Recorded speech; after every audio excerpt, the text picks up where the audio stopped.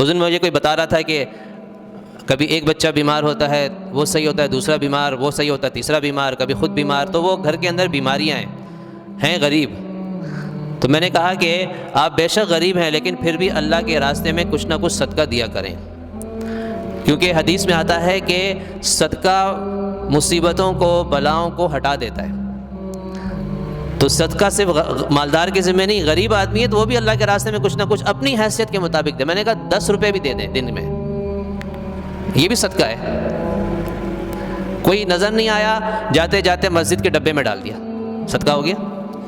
نفلی صدقہ تو آپ کہیں بھی دے سکتے ہیں، کسی کو بھی دے سکتے ہیں، یعنی جو بھی ضرورت کی جگہ ہے وہاں جب آپ ثواب کی نیت سے رقم دیں گے تو وہ صدقہ شمار ہوتا ہے، چاہے کوئی غریب شخص ہو، چاہے کوئی مسجد ہو، چاہے کوئی مدرسہ ہو، چاہے کوئی یتیم خانہ، کوئی بھی جگہ ہو، تو یہ صدقہ ہے۔ تو میں نے کہا کہ کچھ نہ کچھ صدقہ آپ نکالیں، انشاءاللہ اس سے بھی گھر کے اندر کے حالات تبدیل ہوں گے۔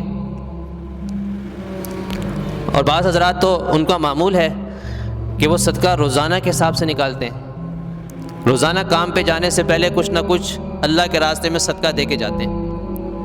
بعض لوگ ہفتہ وار دیتے ہیں، بعض لوگ ماہانہ دیتے ہیں، بعض لوگ آگے پیچھے دیتے رہتے ہیں۔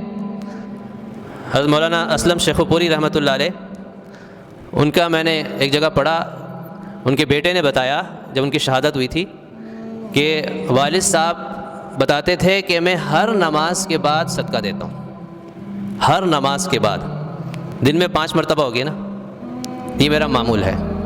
مہینے میں کتنی دفعہ ہو گیا؟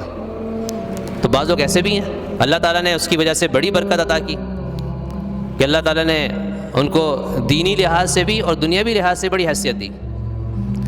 اور ایسے کم ہی لوگ ہوتے ہیں جو دین میں بھی فل فلیج کام کر رہے ہوں اور دنیا کے لحاظ سے بھی، کیونکہ دین کی جو خدمت ہوتی ہے اس میں عموماً جو آدمی لگتا ہے وہ دنیا نہیں کما سکتا، دنیا میں فل فلیج کام نہیں کر سکتا، اور جو آدمی دنیا کے لیے لگے گا تو دین میں فل فلیج کام نہیں کر سکے گا۔ جیسے بہت سے ہمارے علماء ہیں تو ان کو میرے خیال سے اللہ تعالیٰ نے اسی لیے مقرر کر دیا ہے کہ آپ نے صرف دین کی خدمت کرنی ہے۔ دنیا کے لحاظ سے بہت کمزور ہیں لیکن دین کے لحاظ سے بڑے مالدار ہیں، اگر وہ دنیا کمانا شروع کر دیں گے تو دین کی خدمات چھوڑنی پڑیں گی۔ 1000 میں سے 999 ایسے ہی ہیں، 1000 میں کوئی ایک ایسا ہوتا ہے جو دین کی خدمت کے ساتھ ساتھ دنیا میں بھی بہت آگے نکل جاتا ہے۔ جیسے میں نے مثال دی مولانا اسلم شیخ پوری رحمۃ اللہ علیہ کہ دین میں بھی اللہ تعالیٰ نے ان کو بڑا مقام دیا اور دنیا کے لحاظ سے بھی بہت بڑی حیثیت تھی۔